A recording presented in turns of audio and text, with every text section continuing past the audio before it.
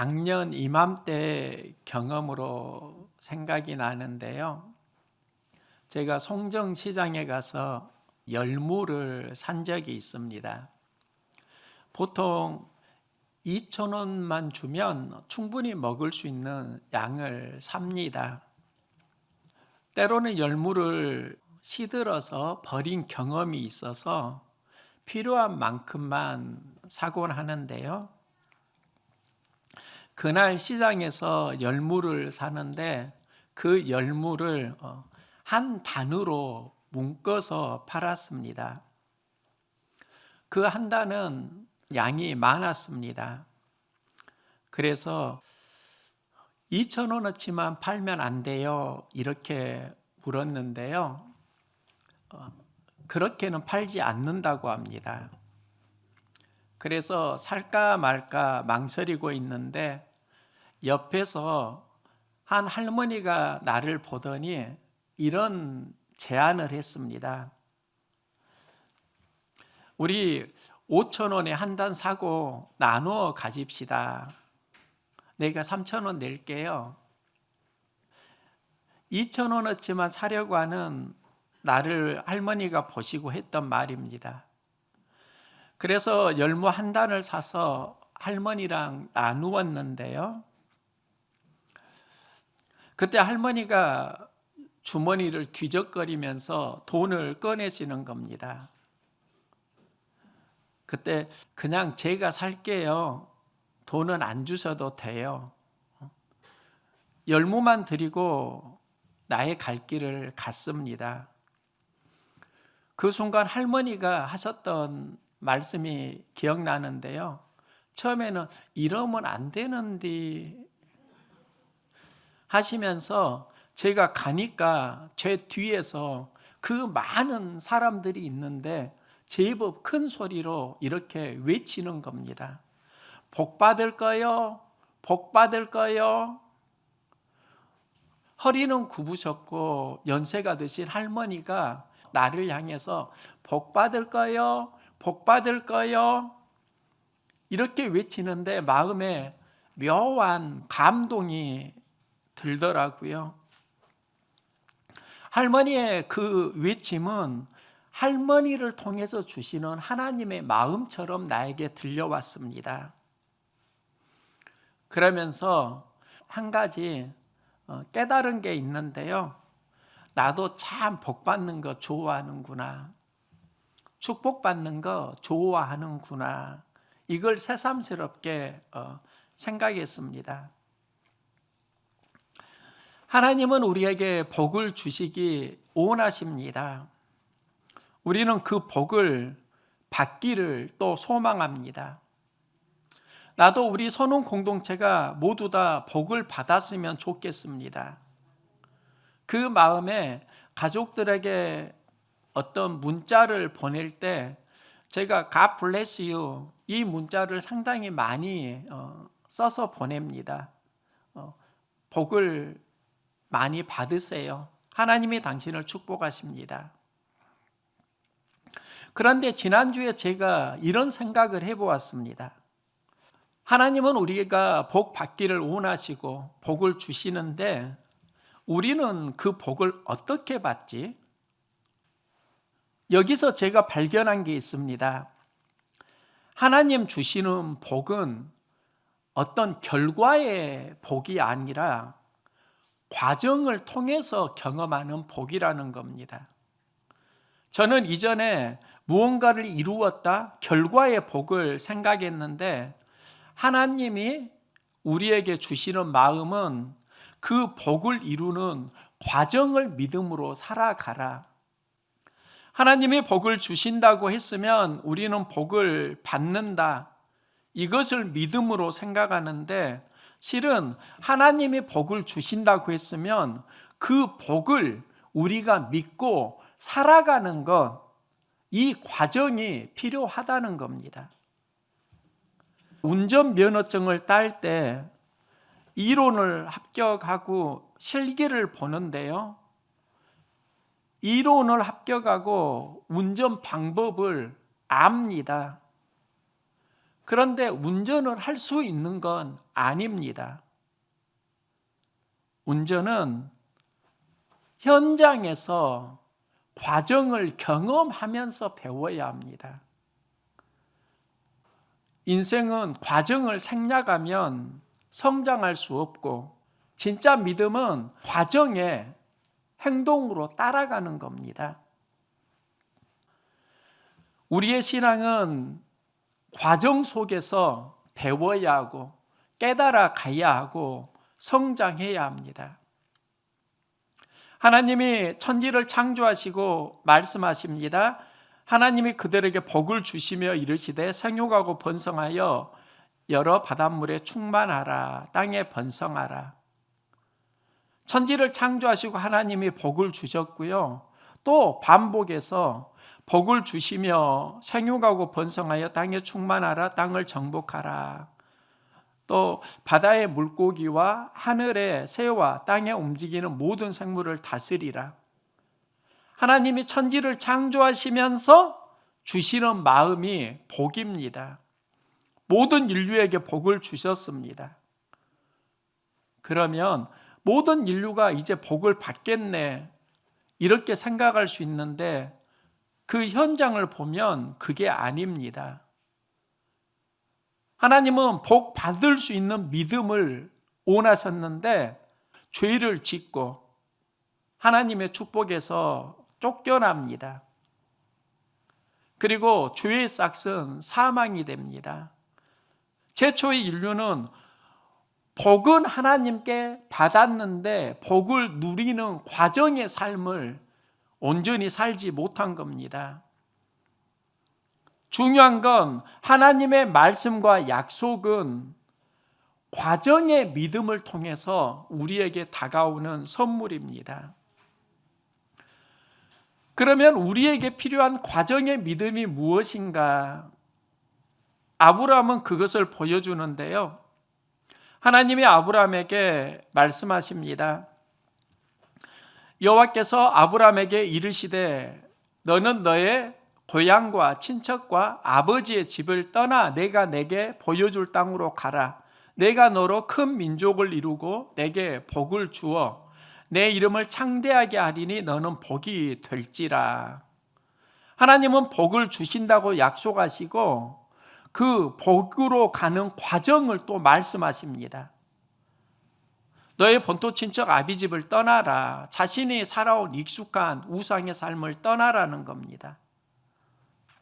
그리고 보여줄 땅으로 가라. 보여줄 땅은 하나님이 말씀하신 비전의 삶을 말합니다. 복을 약속하시고 그 복을 누리는 과정을 하나님은 말씀하시고요. 모든 족속이 너로 말미암아 복을 얻을 것이라. 하나님의 복의 특징은 확장성이 있습니다. 내가 하나님께 복을 받으면 나와 함께하는 사람들이 또 그 복을 누리게 됩니다. 아브라함을 보면 무엇이 복이고 그 복을 어떻게 누리는가, 이걸 알 수 있는데요. 이때 필요한 게 과정의 믿음입니다. 하나님이 아브라함에게 복을 주리라고 말씀을 하셨습니다. 그러면 아브라함이 복을 받겠구나 생각하는데 아브라함의 신앙에는 말씀을 따라가는 믿음이 있습니다.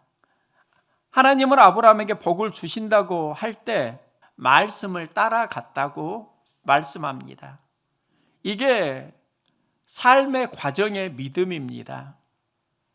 말씀을 귀로 듣지만 곧 잊혀지곤 합니다.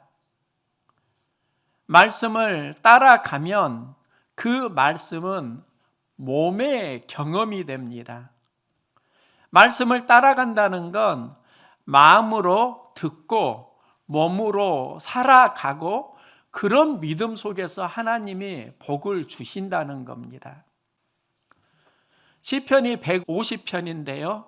그 시편의 시작도 복 있는 사람은 악인의 꾀를 따르지 아니하며 죄인들의 길에 서지 아니하며 오만한 자들의 자리에 앉지 아니한다. 복을 받을 때 어떤 삶을 살아야 하는가를 말씀하고요. 피해야 하는 것이 악인들의 꾀, 죄인들의 길, 오만한 자들의 자리입니다. 그러면 피해야 하는 게 있다고 하면 이제 따라가야 하는 게 무엇인가? 오직 여호와의 율법을 즐거워하여 그의 율법을 주야로 묵상하는 자로다. 그러니까 복을 받을 때는 피해야 하는 것이 있고 따라가야 하는 게 있습니다. 복이 과정을 통해서 우리가 믿음으로 경험한다는 겁니다. 아브라함이 말씀을 따라갈 때 롯이 함께 동행합니다. 그러면 롯도 말씀을 따라가니까 복을 받았겠다. 하지만 롯이 복을 받은 건 아닙니다. 그러면 아브라함은 복으로 기록이 되는데 롯이 그런 삶을 살아가지 못하는 그 차이가 무엇일까? 아브라함과 롯은 모두 가축을 길렀습니다. 그 가축에는 목장이 필요한데 그 현장에서 아브라함의 목자와 롯의 목자들이 자기들이 좋은 풀을 가축에게 먹이겠다. 그러면서 갈등이 일어납니다. 이 갈등은 경제 활동 속에서 우리가 만나는 갈등일 수 있습니다. 이때 아브라함이 롯에게 서로 다투지 말고 땅을 나누어서 살아가자, 이런 제안을 합니다. 내가 왼쪽을 택하면 나는 오른쪽으로 갈 것이고 내가 오른쪽을 택하면 나는 왼쪽으로 갈 것이다. 너는 어느 쪽으로 갈래? 경제활동 선택권을 아브라함이 롯에게 주는 겁니다. 아브라함이 형이고 롯이 아우인데 형이 동생에게 양보합니다. 이때 롯은 자신의 보기에 좋은 곳을 택합니다. 롯이 눈을 들어 요단 지역을 바라본즉 소알까지 온 땅에 물이 넉넉하니 여호와께서 소돔과 고모라를 멸하시기 전이었으므로 여호와의 동산 같고 애굽 땅과 같았더라. 롯이 택한 곳이 소돔과 고모라 지역입니다. 그곳을 여호와의 동산 같다고 생각합니다. 그러면 롯은 처음에는 말씀을 따라갔는데 그 말씀을 따라가는 과정 속에서 말씀이 주도하는 게 아니라 그의 생각, 그의 욕심, 그의 안목이 그를 주도합니다. 과정의 믿음에서 하나님을 잃고 자신이 기준으로 살아가는 겁니다. 그래서 롯이 택한 곳이 소돔과 고모라 지역입니다. 그곳은 죄악의 관영에서 하나님께서 나중에 심판을 하시는데요. 이때 천사들이 롯에게 뒤를 돌아보지 말고 즉시 떠나라고 합니다. 롯의 가족이 소돔과 고모라를 떠나는데 뒤를 돌아보다가 소금 기둥이 된 여인이 롯의 아내입니다. 롯의 처가 왜 뒤를 돌아보았는가? 소돔과 고모라에는 이생의 자랑과 안목의 정욕이 있습니다. 그곳을 잊지 못합니다. 그래서 돌아보게 되고 소금 기둥이 되는데요. 롯의 처 이야기가 오늘날 우리가 유혹받는 현장 아닌가요? 자신의 안목으로 살아가게 되고 그러면서 하나님의 복을 누리지 못하는 삶, 이게 현대인의 우리들의 삶일 수 있다는 것이지요. 말씀을 따라가면서 현장에서 말씀과 갈등이 일어날 때 유혹을 우리는 경험하는데요. 이 유혹 속에서 계속 말씀을 따라가는 믿음, 이게 바로 복으로 가는 승리하는 삶이라고 할 수 있습니다. 아브라함은 말씀을 따라가면서 노년에 이삭을 낳는데요. 이삭은 하나님 주시는 선물입니다. 여기서 하나님께서는 아브라함에게 복을 주신다고 하셨는데 그 복을 받을 수 있는 그릇인지 시험하십니다. 이게 두 번째 부름입니다.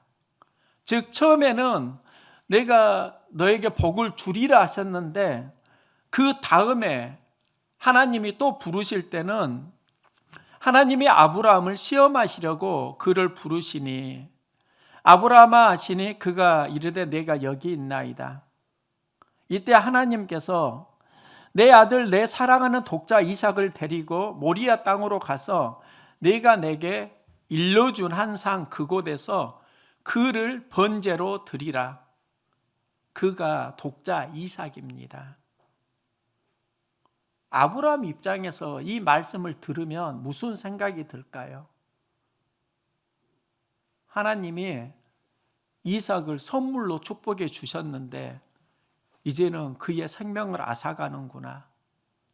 아브라함 입장에서 그의 하나님의 말씀은 축복이 아니라 저주처럼 들려옵니다. 아주 혹독한 메시지입니다. 듣고 싶은 말씀 아닙니다. 피하고 싶은 말씀입니다. 우리도 이럴 때 있다고요. 듣고 싶은 메시지는 잘 들려오는데 들리지 않는 메시지가 있습니다.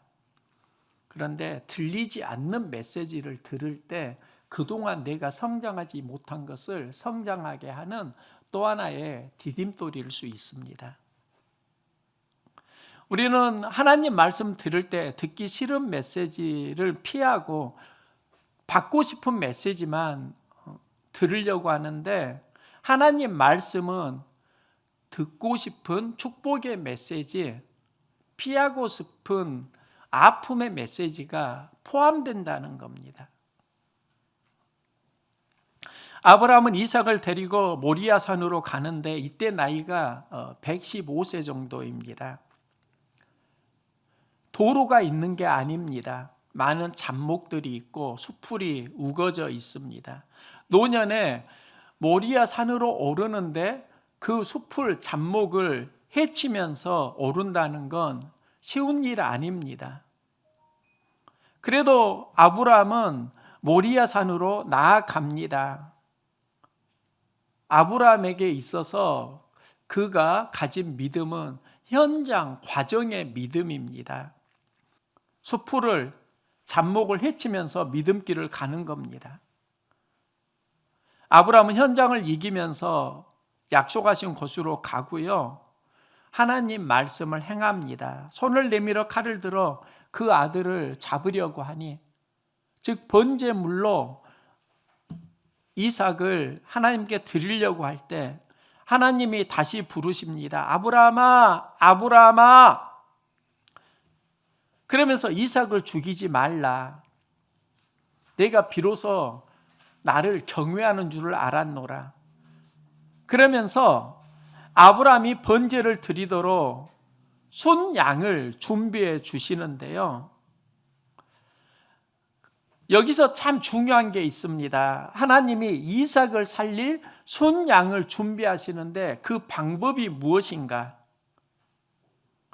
아브라함이 눈을 들어 살펴본즉 한 순양이 뒤에 있는데 뿔이 수풀에 걸려 있는지라. 아브라함이 가서 그 순양을 가져다가 아들을 대신하여 번제를 드렸더라. 그러면 이삭을 살리는 그 순양이 수풀에 뿔이 걸려 있는 겁니다. 그런데 그 수풀이 아브라함이 하나님 말씀을 이루려고 동행할 때 만나는 장애물입니다.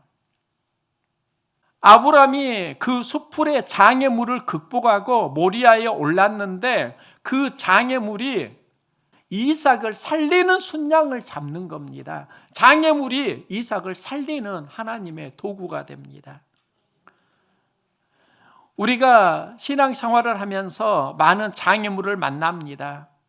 장애물을 이기면서 신앙 행동을 하게 되면은요, 하나님께서는 그 믿음을 보시고 순양을 준비해 주십니다. 이게 무엇인가? 여호와 일의 사건입니다. 그리고 그 여호와 이레는 옛날의 경험이 아니라 오늘날까지 준비되리라 하더라.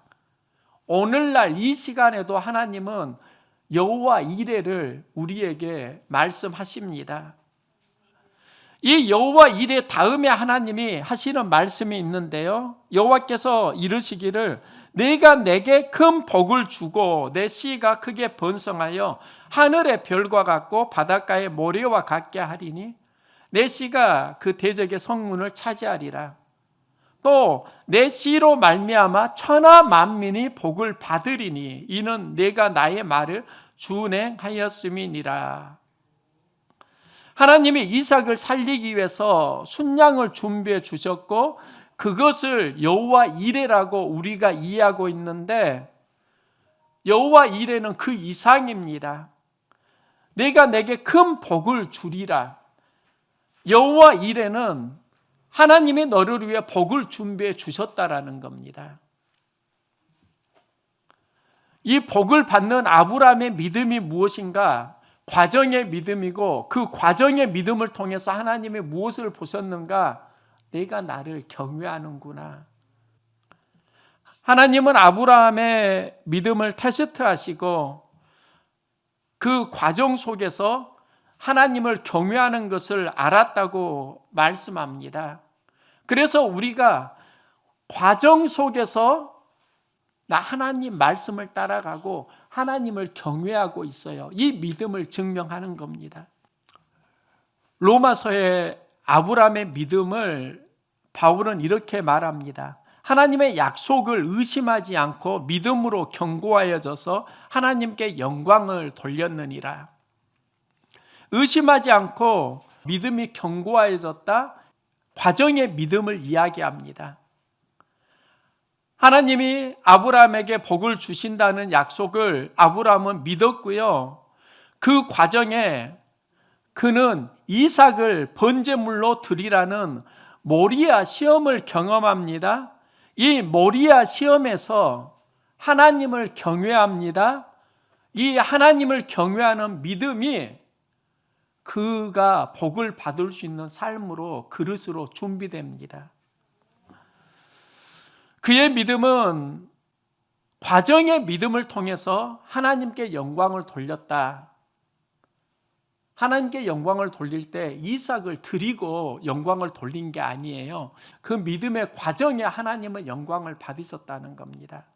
우리가 삶을 살아가는 과정에 만만치 않은 어려움, 아픔, 상처 왜 없겠어요? 다 알 수는 없지만 그걸 누구나 다 가지고 살아간다고요. 그 아픔과 상처의 과정 속에서 하나님을 인정하고 하나님을 경외할 수 있기를 소망합니다. 모리아가 하나님의 관점을 알다, 이런 의미가 있습니다. 아브라함이 하나님의 시험 속에서 발견한 게 무엇인가? 한마디로 말하면 하나님 관점을 알아가는 겁니다. 믿음의 과정을 통해서 하나님은 우리에게 복을 주시는구나. 아브라함이 그걸 깨닫는 겁니다. 제가 교회를 시작할 때 샀던 인형이 하나 있습니다.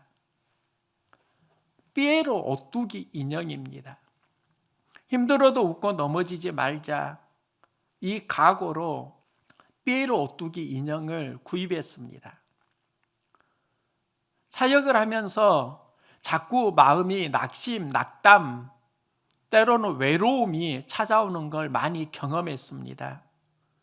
그때 나는 그럼 오뚜기 믿음이 아닌가 보다.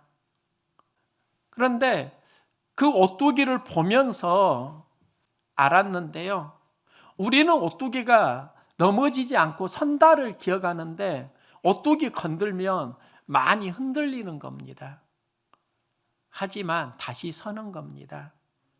오뚜기가 흔들리는 과정을 이기고 선다는 것을 발견했습니다. 우리 신앙도 보면 흔들리는 과정이 있어요. 몸만 흔들리는 게 아니에요. 마음도 감정도 흔들릴 때 다 있어요.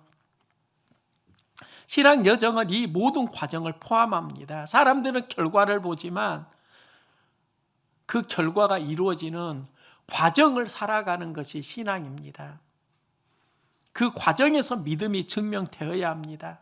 어려움 없는 거 아니라 어려움을 포함해서 우리는 살아가는 것이고, 이때 우리가 품어야 하는 게 과정의 믿음입니다. 하나님은 아브라함만 부른 거 아니에요. 모든 사람을 복으로 다 불러주셨습니다. 그리고 모리아 시험 하신다고요. 아브라함에게만 하는 게 아니라 오늘날 모든 그리스도인에게 모리아 시험을 하십니다. 이 모리아 시험이 내가 좋은 일을 만나든 어려운 일을 만나든 내 관점으로 살지 말고 하나님의 관점으로 살아가라. 이게 모리아 테스트입니다. 노 크로스, 노 크라운, 십자가 없이는 영광도 없다라는 말입니다. 십자가의 과정을 통해서 영광의 면류관이 주어진다. 진짜 믿음은 결과를 긍정적으로 보는 게 아니라 그 결과를 이루는 과정을 현장에서 살아가는 겁니다. 그 과정에 어려움이 있어도 하나님 관점과 하나님의 뜻을 계속 분별하고 또 그 현장에 몸으로 살아가면서 믿음의 맷집을 키우는 것. 그러다 보면 우리는 무언가를 이루어 간다는 것이지요. 말씀을 따라가는 과정에 하나님 관점을 계속 기도하면서 깨달아가고 배우면서 살아가면 좋은 믿음 되는 겁니다. 하나님이 복을 주시는 겁니다. 선한 영향력을 행하는 겁니다. God bless you. 하나님이 여러분을 축복하십니다. 아브라함이 들었던 메시지입니다. 이제는 그 메시지가 나의 삶에 이루어지는 과정은 나의 믿음이 살아가는 겁니다. God bless you. 과정의 믿음에서 함께 누려갈 수 있기를 소망합니다.